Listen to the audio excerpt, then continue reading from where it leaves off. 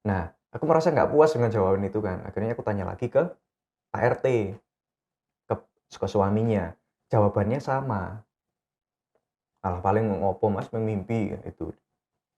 Nah, dari 2 jawaban itu aku kayak merasa kok kayaknya aneh gitu loh, maksudnya ini aku di sini baru berapa minggu, kok udah kayak gini, kayak seolah-olah itu kayak ada yang ditutupi lah ya, curiga aja waktu itu. Oh Bro, aku mbiyen pas kemah, sorry, pas kemah ceritanya apik banget Bro, mosok kesurupan masal kok meh kabeh kesurupan. Pohon pohon Pohon pisang pisang. yang ternyata di bawahnya itu adalah sebuah kuburan yang belum terungkap kalau itu adalah kuburan.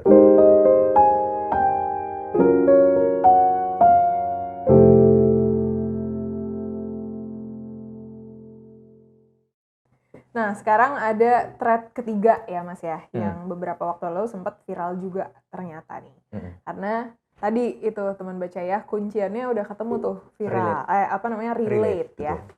Relate sehingga akhirnya bisa viral. Nah, kalau yang ketiga ini ceritanya tentang apa? Karena kan udah bukan soal KKN ya. Bukan soal KKN, cuman mungkin orang pernah mengalami semua, Mbak. Semua Pernah orang hampir pernah mengalami. hampir pernah mengalami. Iya, Oke, apa buat tuh? mereka yang sekolah ya, Mhm. karena ini soal kemah, Emang. ya perkemahan lah Oke. intinya. Nah jadi, mungkin sedikit tak jelasin dulu bahwasanya ini tuh ceritanya tahun 2016 di Mhm. bulan April, temenku ini dia kemah di salah satu bumur kemahan yang ada di Jogja. Lokasinya nggak perlu tak sebutkan secara spesifik, takutnya nanti saya dibakar orang sana. Ya.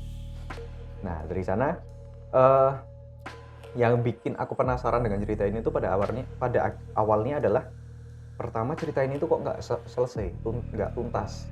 Dari narasumbernya. Heeh. Terus yang kedua yang pertama itu bukan dari narasumber, nggak tuntasnya itu dari media-media yang Oh, dari heeh, media yang jadi memberitakan itu.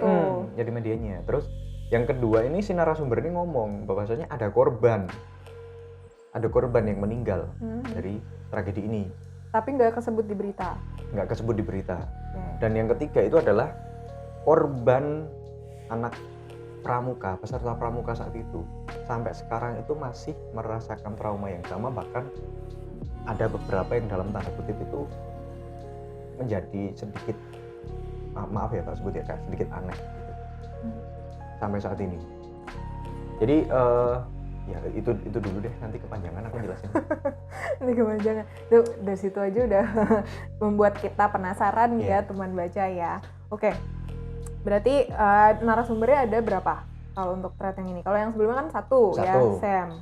sebenarnya ini narasumbernya itu narasumber kuncinya itu ada 2, Hmm.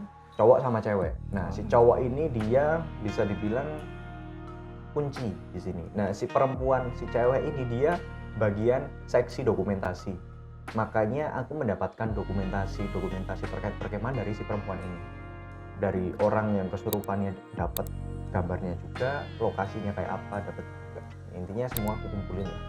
Oke, semua kan Mas Wahid nih ada 3 ya tadi ya, kita udah tahu ada 3. Mm-mm. Satu cerita pribadi, satu lagi cerita dari orang, Mm-mm. yang ini juga cerita dari orang gitu kan. Mm-mm. Berarti ya di sisi lain Mas Wahid tidak mengalami sendiri, tapi punya informan, punya bukti-bukti Betul. itu dari narasumbernya. Dan biasanya kalau Mas Wahid sebagai seorang penulis, kan Mas Wahid nggak mengalami sendiri ya, otomatis harus nyari, harus riset gitu kan. Dan kalau udah nemu, apakah langsung dituliskan ke dalam thread atau dikumpulin dulu, dilihat lagi, diriset lagi, diriset ulang, atau gimana biasanya? Oke, jadi ya saya menyadari bahwasanya kayak saya manusia ya. Manusia itu kan pelupa. Ya semua orang mengaku itulah. Maka dari itu akhirnya dari data-data yang tak dapatkan itu akhirnya saya kumpulkan di dalam catatan kecil yang intinya semua data yang ada di catatan inilah yang pada akhirnya melahirkan tweet gitu. Nggak semua data yang kusampaikan di tweet karena ya kita tahu kan sosial media itu kan kayak istilahnya pisau berbilah dua. Kalau kita nggak bener pinter-pinter memilah ya akhirnya malah melukai diri sendiri. Makanya yang ku kasih di tweet itu yang benar-benar aman aja. Soal-soal yang lebih detail dan sebagainya masih ku simpan di catatan. Begitu Mbak Reza. Simpan di sebuah catatan. Catatan dan kecil. itu lengkap. Lengkap dari nomor kontak narasumber, foto lokasi, foto orang kesurupan, Terus si korban ini, foto korban dan lain sebagainya ada di situ semua. Waduh, ini kalau Mas Wahid kemana-mana, terus wah ngeliat ada Mas Wahid nih, ada harta karun yang lebih berharga daripada KTP. itu makanya buku ini sebisa mungkin ku bawa kemana-mana kalau untuk saat ini ya. Karena kasih tahu lagi dibawa kemana-mana. Karena apa? Takutnya itu ketika buku ini jatuh ke orang, loh ini data-datanya ada semua, nomor HP-nya ada, nomor HP yang aktif loh ini. Terus bukti foto lokasi saat itu ada, orang kesurupannya juga ada. Makanya ini barang yang sangat penting. Bahkan saat ini dompetku ketinggalan aja aku aman, nggak bingung. Kalau buku itu ketinggalan bingung kalau. Berarti bawa sekarang? Bawa. Boleh lihat nggak? Boleh. Mas, tolong mana ya? Nah, itu. Ya, wow. Ini kalau dari cover depannya aja ini udah judul. Ini Death Note ini. Warnanya hitam. Iya, makanya milih hitam karena Death Note. Jadi sebenarnya kan ini judulnya itu aku ngangkat di Twitter itu tragedi perkemahan Jogja tahun 2016. Cuman karena aku ya pengennya aku tulis di catatan yang lebih menggugah dan bikin aku istilahnya semangat nulis kan, semangat nulis. Makanya tak bikin namanya catatan perkemahan terlarang. Ya sok-sokan aja. Jadi sok-sokan aja. dari judul aja udah clickbait. Jadi orang kalau ngelihat buku ini buku apa sih? Malah jadi penasaran gak sih? Iya betul. Inilah. Jadi di sini nih kayak ini foto narasumber, ini narasumbernya. Ini foto kesurupan. Waduh. Aduh ini pas apa-apa. dibuka aja ada bau-bau sesuatu nih. Ini oh sorry, ada HP. Ini boleh. Ini nggak apa-apa. Oh, ini nggak apa-apa. Ini nanti mungkin perlu diblur sedikit lah intinya. Ini nih bahkan ini aku tuliskan poin-poinnya jadi pas kesurupan. Oh ya, nih jadi semuanya itu tak catat dari sini ya. Jadi semua data-data, foto-foto, bukti-bukti itu di sini. Bentarnya bukanya gini ya. Tadi bocor nomor HP. Nah jadi sorry ini tak tutup. Ini foto saat korban kesurupan di lokasi bumi perkemahan. Nih jadi di sini tuh aku di catatan itu nulis ya jelek aja, istilahnya buat penanda aja. Jadi si ini tokoh ini si Miko ini mencoba untuk mengeluarkan peserta yang kesurupan. Tapi tidak mendingan ketika satu orang berhasil disembuhkan, ada satu siswa lain yang sebelumnya sadar menjadi kesurupan. Jadi berantai kayak gitu. Kesurupan massal ya. Ini jadi mungkin kejadiannya itu gini, waktu itu kan ini langsung di bagian yang menurutku paling oke lah. Waktu itu kan api unggun. Nah itu agenda wajib juga ya. Pas api unggun, ada salah satu siswa cewek perempuan, dia anak KKO. KKO itu kelas khusus olahraga. Bukan KKO itu yang nanti. Nah ini yang kesurupannya bukan KKO. Si perempuan ini namanya Rini, nama samaran lah. Nah si Rini ini dia jatuh kesurupan. Cuman begitu sebelum kesurupan ini dia tuh kata temennya tuh kayak ngomong aneh nggak jelas kayak gitu, akhirnya sampai dia jatuh kesurupan.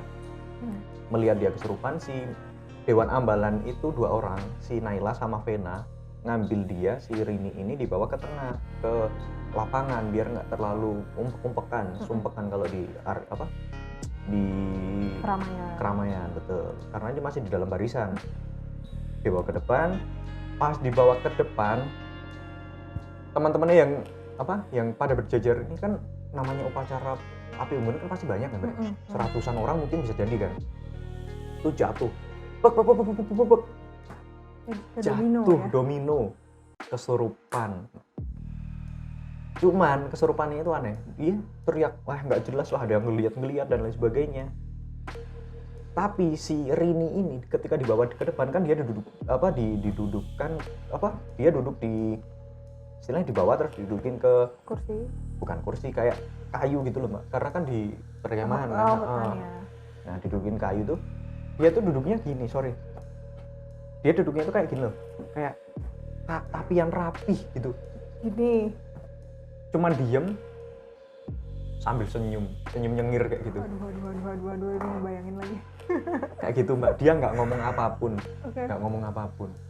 Nah si kesurupan ini dia tuh natap, jadi ini kan rombongan, katakanlah ini bayangan aja sebelah sini rombongan dewan peserta. Dewan Ambalan kan di sini, Api Unggun kan di tengah. Ya, jadi Dewan Ambalan. Si orang yang kesurupan ini, si Rini ini, dia natap tajam gini ke arah Dewan Ambalan. Tiba-tiba satu orang, dia anak KKO, kelas khusus olahraga, dia jatuh nari mbak. Nggak nalar waktu itu. Istilahnya orang KKO itu kan badannya kan, ya istilahnya kenceng kan, teker kan. Nari, padahal dia bukan orang Jawa. Dia nggak bisa pakai bahasa Jawa, dia bisa nari Jawa. Tahun 2016 bulan April kejadiannya. Wow, berarti itu titiknya justru di si Rini ini ya?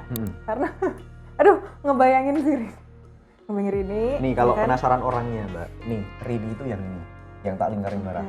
Ini nomor HP. Ini nggak boleh dilihatin ya? Tolong cek. Sorry banget teman baca, aku nggak bisa kasih lihat. Ini yang tak buletin ini. Nama aslinya tuh ini.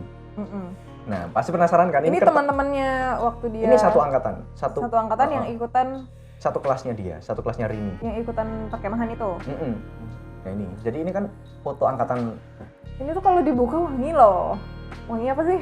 Nah ini sampingnya mungkin penasaran. Ini boleh video lihat. Nah ini mungkin teman-teman semuanya pada tanya.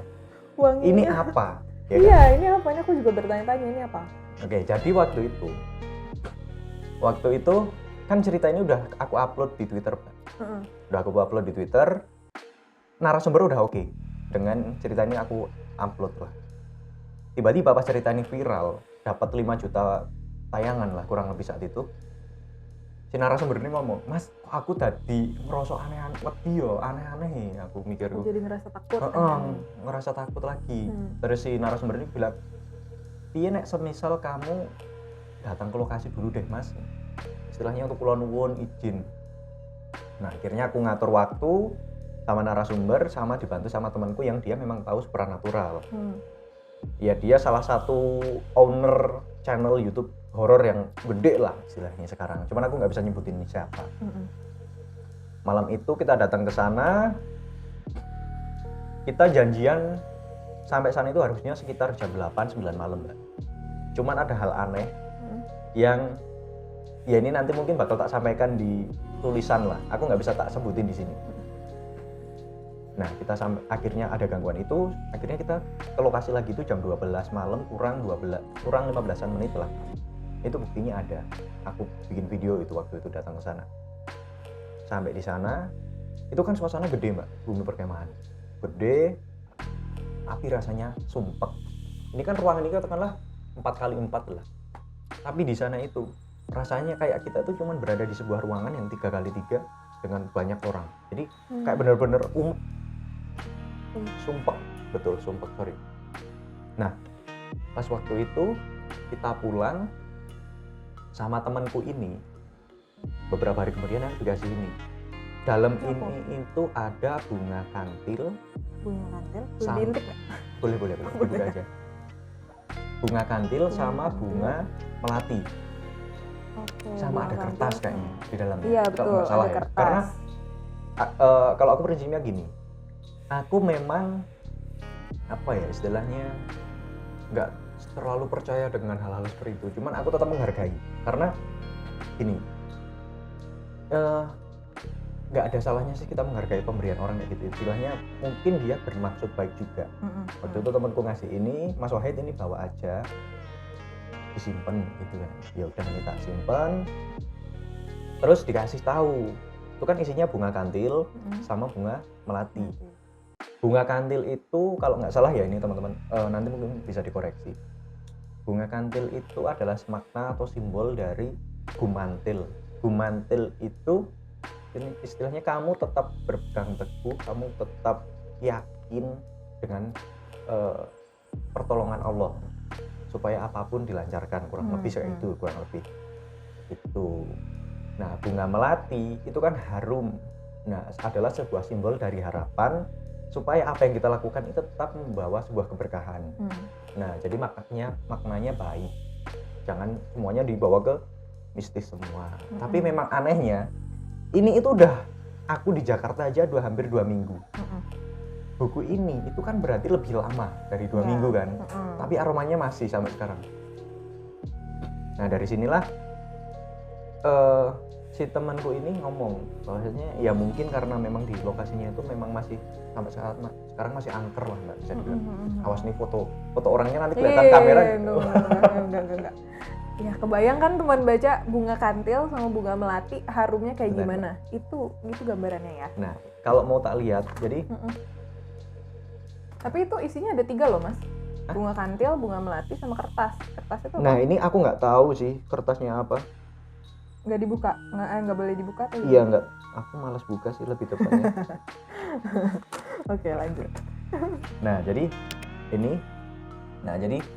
ini lokasi pendopo. Ini waktu aku datang ke lokasi, sorry.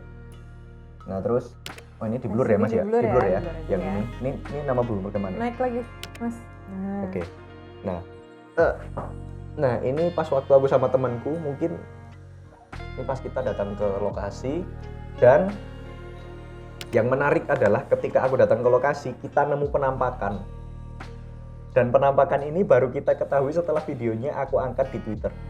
Orang-orang yang pada nyadar. Orang-orang yang pada nyadar. Jadi itu nggak nyadar. Karena aku waktu itu memang nggak berpikiran ke horor Mbak. Aku pikirannya ke sana adalah aku sebagai penulis diminta oleh narasumber untuk datang, ya udah formalitas dan istilahnya unggah-ungguh lah kalau orang Jawa. Nah bahkan ada ulasan yang baru 2 bulan lalu, ini bisa dilihatin nggak Mas? Mungkin nanti bisa kalau butuh data-datanya nanti tak kirim deh. Ini ada ulasan yang menjelaskan bahwasanya lokasinya angker dan orang-orang kesurupan dan sebagainya. Ini mungkin Mbak Reza bisa bacain itu. Ya katanya tempatnya angker. Kalau ada yang tanya, ini jelas tempat angker sekali. Adik saya SMP kemah di sana. Di sana ada sumur tua dengan 3 kamar mandi. Salah satu kamar mandi, lupa yang tengah atau yang samping, sudah diperingatkan untuk tidak dimasuki apalagi dipakai. Tapi namanya bocah ya, ada beberapa yang bandel. Itu yang diceritakan adik saya katanya. Beberapa ada yang masuk dan menggunakan kamar mandi tersebut. Alhasil malam pertama banyak yang kesurupan. Guru-guru dan siswa-siswi banyak yang kesurupan. Adik saya langsung menghubungi bapak untuk segera datang karena merasa ketakutan. Sampai di sana, bapak saya mengiyakan hal tersebut.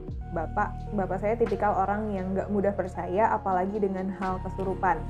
Misal acara TV Mister Tukul jalan-jalan yang banyak menampilkan orang kesurupan, itu bapak nggak suka acara kayak gitu dan menganggap itu rekayasa. Tapi setelah datang di bumi perkemahan ini, bapak mulai percaya. Soalnya anak-anak SMP yang kategorinya masih bocah, mereka yang kesurupan bisa mengeluarkan suara dengan nada seperti simbah-simbah. Yang sangat mengerikan, akhirnya dipangkas yang rencana kemah awal dari 3 hari menjadi 2 hari, menginap 1 malam saja.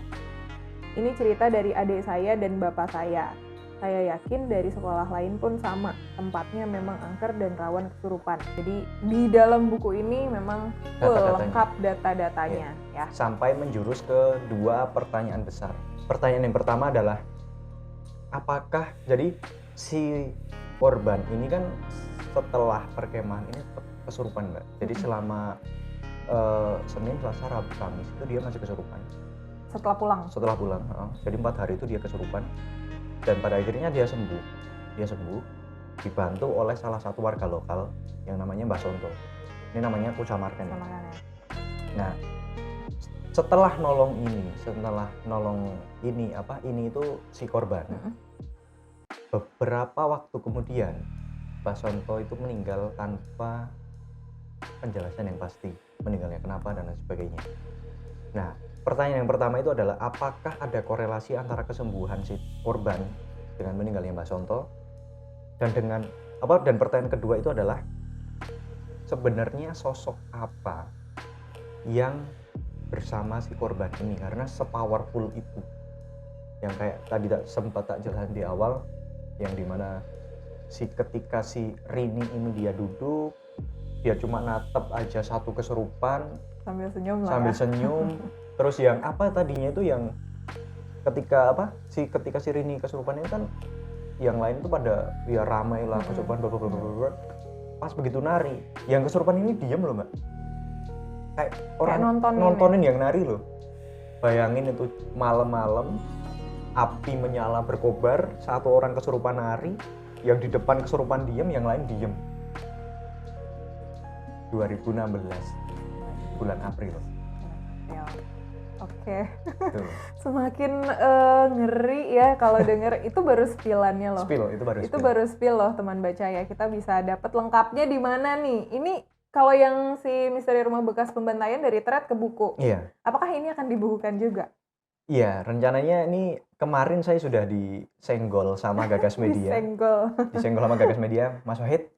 Itu nanti untuk alih media ke buku, Gagas Media siap bantu dan siap support. Ya udah, gas mbak, aku bilang gitu. Cuman ya memang sekarang masih dalam proses, dan doakan aja dalam waktu dekat diberi kelancaran, karena setelah ini saya juga perlu ketemu dengan salah satu narasumber lagi untuk memperkuat cerita ini gitu loh. Jadi memang ini masih investigasinya masih berlanjut terus gitu.